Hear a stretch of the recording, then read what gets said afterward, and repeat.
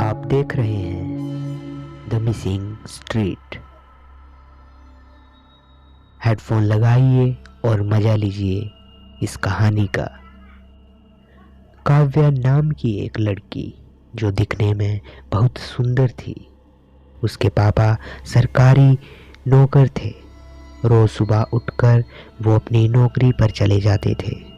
काव्या अपनी माँ के साथ हाथ बटाकर रोज कॉलेज को पढ़ने जाती थी। काव्या उस टाइम पर बीए की पढ़ाई कर रही थी।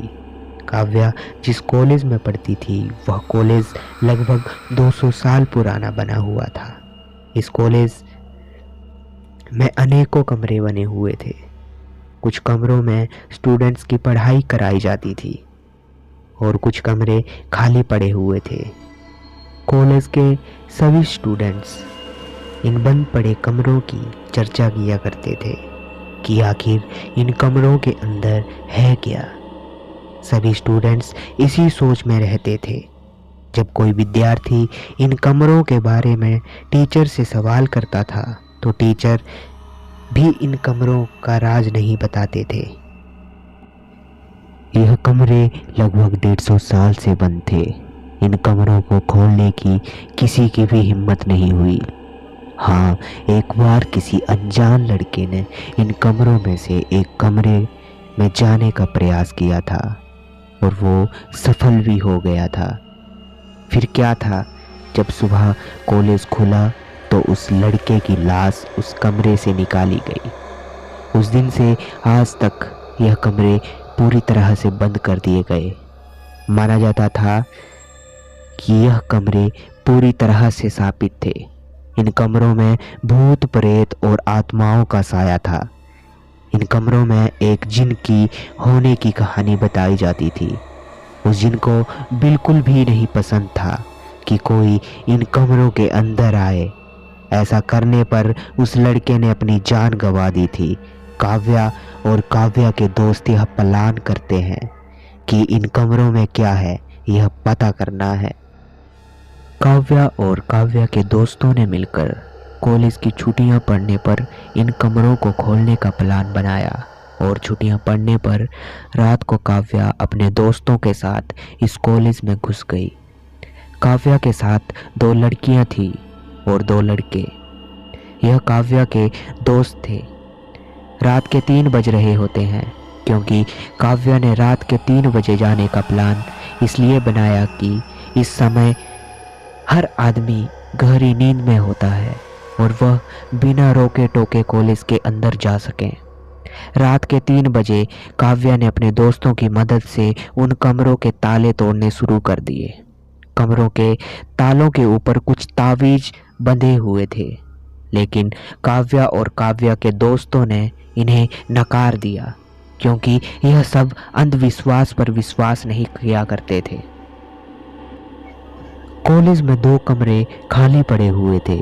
काव्या ने अपने दोस्तों के साथ मिलकर इन दोनों कमरों के ताले एक साथ तोड़ दिए।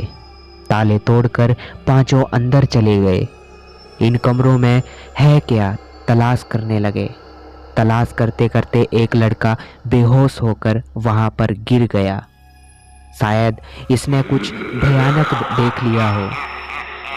काव्या समेत और दोस्त उस लड़के को उठाने का प्रयास करने लगे, लेकिन वह लड़का काफी बेहोशी में जा चुका था।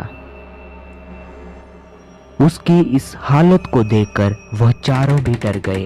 बेहोश पड़े लड़के को लेकर भागने का प्रयास करने लगे। जैसे वह दरवाजे की तरफ को भागते हैं, दरवाजा अपने आप बंद हो जाता है। तीनों लोग इतने डर जाते हैं कि उनकी सांसें उखड़ने लगती हैं और दिल की धड़कन तेज हो जाती है।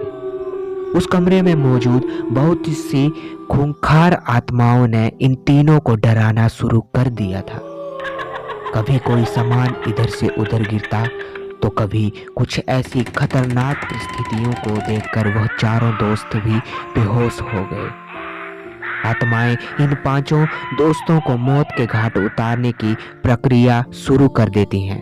इन 5 दोस्तों को बारी बारी से उठाकर दीवार में उनका सर पटकने लगती हैं।